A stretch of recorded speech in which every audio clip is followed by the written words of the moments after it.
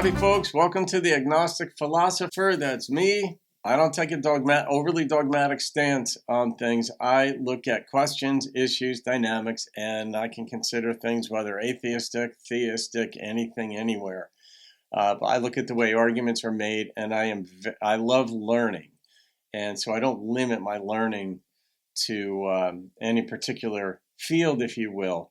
So this one is Brian Cox is talking about Einstein and what happens with gravity.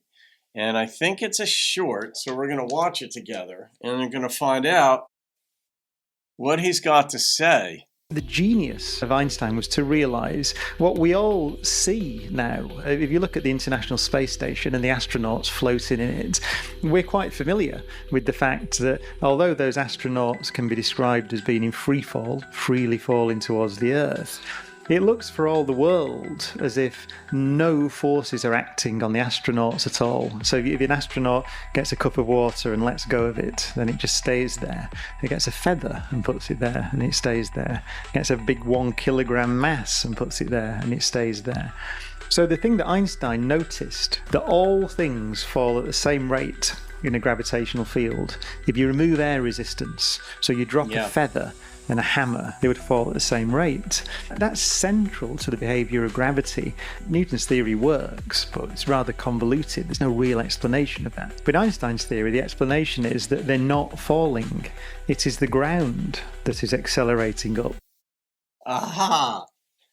That clarifies a question that one of my professors asked. I don't know if it was in philosophy of science. I don't get the sense it was.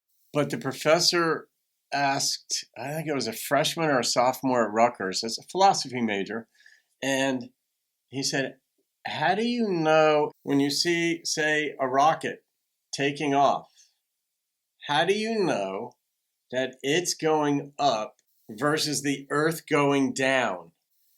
And so then you construct arguments and you're like, you're lost for words. And it's kind of like when you're on a train and there's another in the station and there's another train next to you, like Penn Station in New York or anywhere, and you're sitting there, then you feel like you're moving, and there's a train next to you though, and you're like, well, is that going backwards or am I going forward? Or is it going forward or am I going backwards? Like you're not oriented. Then you figure it out at some point, something overcomes your disconnect there and you're able to make sense of it. But how are you able to make sense of the rocket example? Or here, it is a fascinating thing that if you drop, like say a steel marble and a feather, when there's no resistance, if it's in a vacuum, they'll both fall at the same rate. And here, Brian Cox said, Newton didn't have an explanation for the apple falling from the tree and so forth. But Einstein provided a theory that basically suggests that the Earth will be going up toward these items. I don't know how to make sense of that. This was a short. I'd love to see what the other part of this is because I never did get in.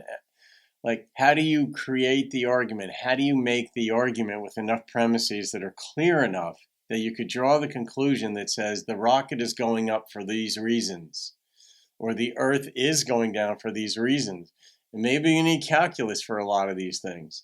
Maybe, but anyway, folks, I know some of you were physics majors, some of you were philosophy majors, some of you are just thinkers, deep thinkers, some not so deep, either way, but people have thoughts on everything. We're all philosophers in our own right because we're trying to make sense of things, and that's all philosophers do. So there you go. All right, guys, hope you enjoyed that. Please subscribe and leave a comment. I read them, and we'll go from there.